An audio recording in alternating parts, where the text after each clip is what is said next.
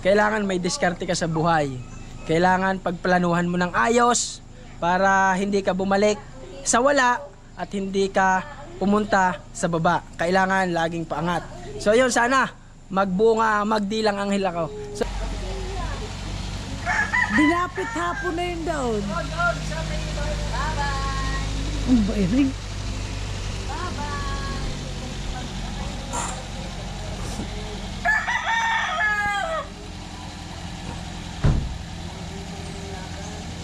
Mga kabayan, magandang umaga ko sa inyo. Bali ngayon ay mamaya na kami magsusuga ng kambing. Mamaya na ako mangungumpay. Pupunta muna kami doon sa hardware. Yan, kapuhihilamos ko lamang, kagigising ko lamang, excited ako. Kaso, baka kapusin tayo sa budget. Pumunta ako ng hardware at yung isa nating pangarap ay mapapagawa ko na. Magpapagawa ho ako ng isang maliit-liit, masilungan man lamang pag naulan.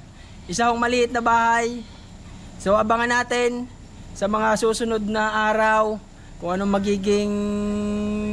mangyayari sa aking ipapagawa, matatapos, hindi, o ano. Yun, basta may masilungan lamang kami at makatayo sa sarili naming paa, makapagsimula ng sariling pamilya. So yun naman lahat ang gusto ng may mga bagong asawa, ay hindi pala bagong asawa na ikasal na at may anak na. So yun, hindi ko nga pinangarap agad itong aming bahay na ito dahil ang una kong pinangarap ay yung aking anak, si baby. So nasa Japan pa nga lamang kami, ay ginusto na namin magkaanak ni Mrs. at hirap na hirap kami. So ngayon, pagka uwi namin dito sa Pilipinas, ay awa ng Diyos ibinigay sa amin. Dahil nga ang nasa isip ko, mindset ko noon, kung hindi kami magkakaanak, ay hindi na ako magpapagawa ng bahay. Yung wala rin naman mangyayari. Hindi na ako magpapagawa ng bahay kung kami lang dalawa ni Mrs. Dahil nga napakarami, malaking bahay. Tapos sa Mindoro, may bahay pa rin. Ay di yung pera ay gagamitin na lang namin na pampaikot sana noon. Ay ngayon, awa ng Diyos, nagkaanak tayo. Si baby, masusundan pa siguro ng 3, 4, 5, 6, yan. Kaya magpapagawa ako ng bahay para may matigilan at may masilungan tayo sa oras ng ginhawa, oras ng kagipitan. Yan. So yun, siguro marami makaka-relate sa mga bagong may pamilya dyan. Kung ano, wag nating puwersahin yung ating sarili kung hindi pa natin kaya. Kung hindi mo pa kaya, wag mong puwersahin. Dahan-dahan yan, dahan-dahan nating makukuha. Ay ako nga ilang taon na ang lumipas. Ilang taon na ako nag-abroad. Ilang taon na ako nagbatak ng buto. Ilang dami ng pawis ng nangyari.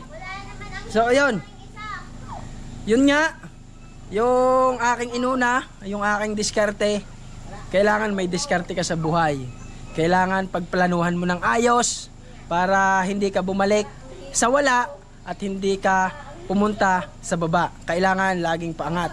So yun, sana magbunga, magdilang anghel ako. So yun, ang kanyang inuna ay yung aking pagkikitaan pang araw-araw. So nagpundar ako ng nagpundar nung nasa ibang bansa pa ako. At nung makapagpundar tayo, ipinundar natin si baby. At ngayon, may ipupundar ulit tayo, yung bahay. Step by step. Yun munang una, yung munang pagkikitaan. Wag muna nating ilagay yung ating pera sa mai-stock. Sa mai-stock. Halimbawa kagaya ng bahay na aray, doon mo ilalagay agad ang iyong naipong kaunti. Ay anong gagamitin mong pampaikot? Di ka? Pambili pa ng gatas, baka mawalan ka. So yun lamang, diskarte at may pararatnan. Okay? Pupunta na kami ng hardware, naghihintay na ang tatay doon sa daan. Natulo ng laway ko eh. Sige, at ang mga kambing kong ari gutom na. Yan, gutom na yan. Mamaya na lang uli. At ako'y paalis na. So yan, maya na lang uli. Bye bye. Aray, narinig na ako sa bilihang aray ng mga materyales. Tingnan natin kung magkano kaya atin may pamili.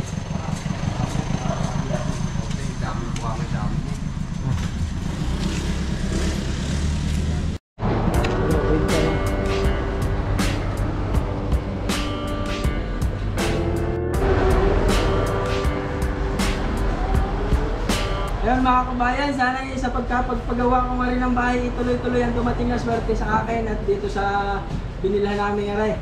So yun, patuloy nyo hong damihan ang darating na swerte.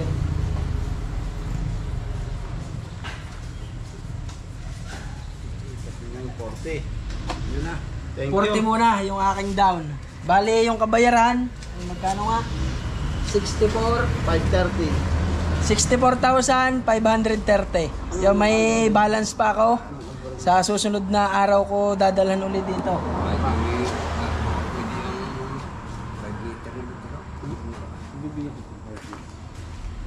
Sumama na rin ng ilang cutting days.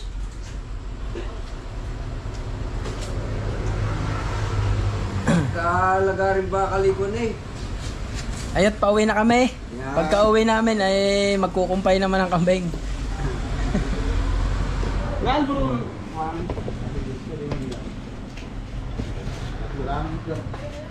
Yan, makakapri tayo ng kaunting gamit. Boss, pagputol ng bakal. Pamputol ng bakal at pansukat. Sukat. Pero, Thank you. Marami. salamat. Yes, salamat. Salamat ako. Para kamay. Yeah. Tataya muna tayo. Akin ay kumpiyang na size. So ano yan? Magkano kaya? Pag tumama aray. Wala ako si Quinta.